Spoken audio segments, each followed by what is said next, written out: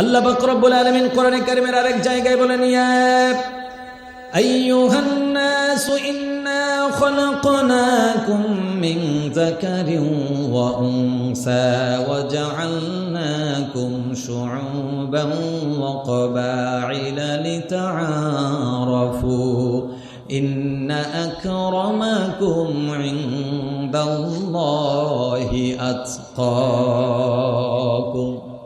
আল্লাহ পাক রব্বুল আলামিন আমাদেরকে ডাক দিয়ে বলছেন, ও গোলাম, ইয়া আইয়ুহান নাস ইন্না খলাকনাকুম মিন যাকারিন ওয়া উনসা, আমি তোমাদেরকে একজন মানব সত্তা থেকে সৃষ্টি করে পৃথিবীর মধ্যে আমি ডিভাইডেড করে দিয়েছি, ভাগ করে দিয়েছি, বিভিন্ন জাতির মধ্যে তোমাদেরকে আলাদা আলাদা করে দিয়েছি। আর তোমাদের মধ্যে আমি আল্লাহ পাক রব্বুল আলামিনের কাছে ওই ব্যক্তি হলো উত্তম। ইন্না আকরামাকুম ইনদাল্লাহি আতকাকুম, যার ভিতরে তাকওয়া বেশি আমার আল্লাহর কাছে তার সম্মান তত বেশি।